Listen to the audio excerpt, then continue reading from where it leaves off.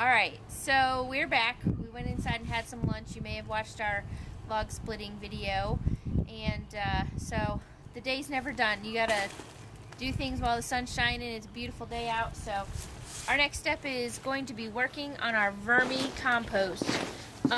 The plants that you see in there right now are actually pumpkin plants, because in the winter what we do is we put a large pumpkin in each set of worms so that they have food to eat all winter, and then we put them in a cool basement to stay for the winter, because these are compost worms. They're red wigglers and they will not survive the cold freezing winters we have here in Virginia.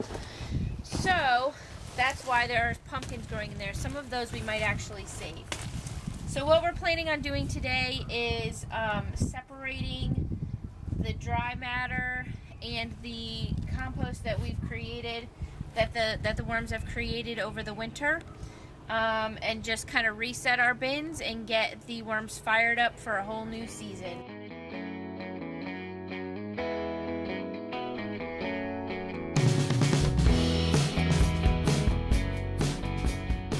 Alright, so our original medium was horse manure from a friend of ours, and then for the winter time, because we weren't going to be checking on them very often, we put sawdust pellets on top so that the worms had a dry place to go.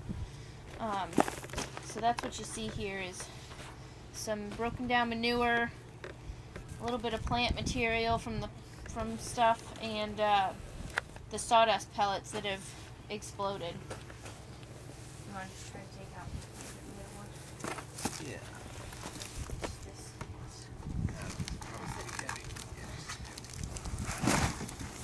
There's the good dirt.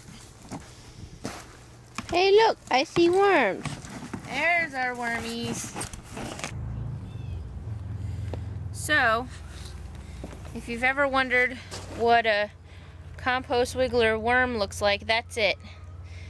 They're very easy to miss. There's not much to it, but that's your babies right there. That's your eggs. So if you see those, save them and put them back in your bin. Well, we talked about not having enough holes and ventilation in this two-tub system we have here. So what I'm going to do is, just like this one, I'm going to come along the side here with larger holes just along the top. And this one actually works a lot better at keeping the moisture inside of the worm bin correct. So I'm going to go around the top edge of this, and then I'm going to go across the bottom with it here. You see we put some holes in it already, but they didn't really work very well. It keeps it too wet. The whole system is just too wet, and sometimes they escape because they're drowning. So so what we're going to do is drill some large holes in here, not large, maybe 1/4 inch, and you know, have it breathe a little better. So let's see what we can do here.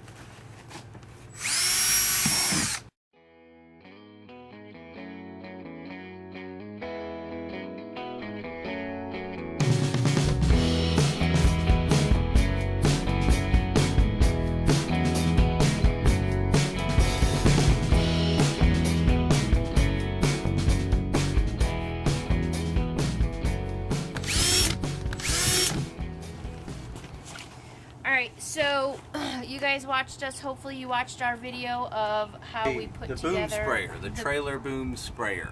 The trailer boom sprayer. Yeah. So what we had planned on doing with that is making vermicompost tea. So go to your local store, your Dollar General or Walmart or whatever, and get you some 10-cent pantyhose, knee-high pantyhose. They come in a little package that looks like this. It's like the old toys you used to get out of the gumball machines. But they have pantyhose in them. So this is the cheapest, best ones. You know, it'll work just fine. So we're just gonna put this vermicompost. Don't take your worms into the pantyhose. Yep. To make little tea bags with them. Then what you're gonna do, you're gonna add these to the water. Try to keep with this really needs a little bit more work. This is not as finished as I would like it to be, but it'll work for the compost tea. You're gonna add like a fish bubbler. They're pretty cheap. They come with a little tiny pump and the aerator all together. So you just get that little bubbler set up in there for your aeration part of it, and you can leave it in there for 24 hours or a week. It's kind of up to you. Then what we're going to do with the boom sprayer is we'll take our little compost tea socks out and spray the garden area. We'll probably start with the hugelkultur, and then just kind of spray some of the areas around here that the grass needs a little bit of love. So fill your sock up. Don't get any wormies. I think since this is not as finished as I would like it to be, I will probably put all of it back into the container for the worms to work on it a little bit more. Normally what I would do is we have a giant sifter, the kind that tumbles. So the worms come out one side and all of your sifted vermicompost comes through the bottom. That's actually not on site here, so we wouldn't have the option to do that today even if we wanted to. But we still needed to feed the worms and get them warmed up to get going for the spring. So how's your sock looking? Oh, you got a giant sock. Looks pretty good. I made mine a little smaller. Alright, so put a knot in it and then plunk it inside your boom sprayer.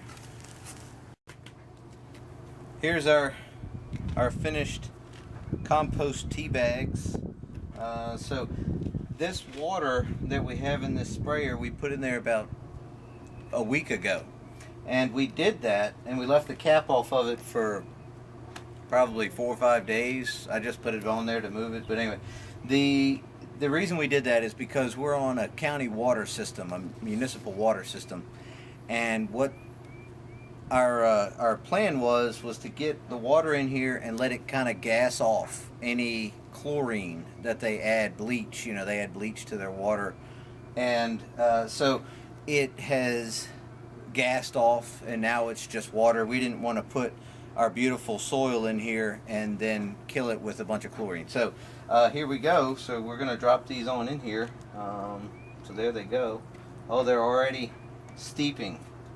So we'll just let those set in here for, I don't know, a couple of days, a week, something like that. So we'll put our bubbler in. Yeah, we're gonna put our aerator in and try it out. Okay, so we've decided that we're going to put all of this soil back in. It's not as finished as we would like. Like we said, the worms have finished the entire pumpkin, so the pumpkin is gone. But we would like the soil to be a little bit more broken down than it is. They've been in a pretty cool basement all winter, and it's only April 2nd or 3rd right now. So, you know, they really haven't warmed up to really get going. But some favorite things for us to add. Here's our strawberry tops. They're going to love that. They've got a little moisture. They love stuff like that. Also, we leave one of these little containers on our counter in the kitchen, your typical strawberry container. And we happen to have some green bean ends that are going to go in there, so they're going to love that too. So we'll just dump all that in there. And then we have a special treat. For those of you that watched our video on our baby ducklings, we got some yummy duck manure and feed and shavings to put in there too. So the worms are going to love that. Put that in.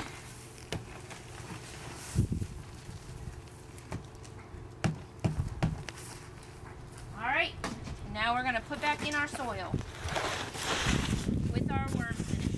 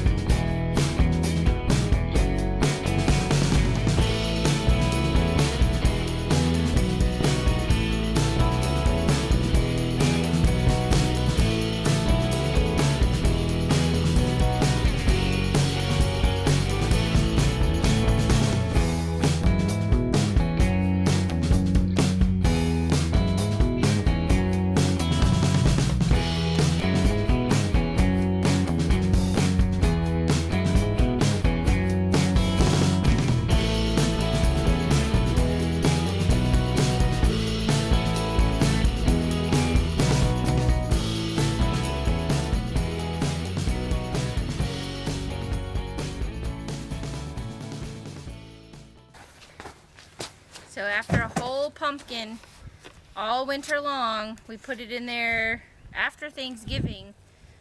This is all that's left. The worms do a good job.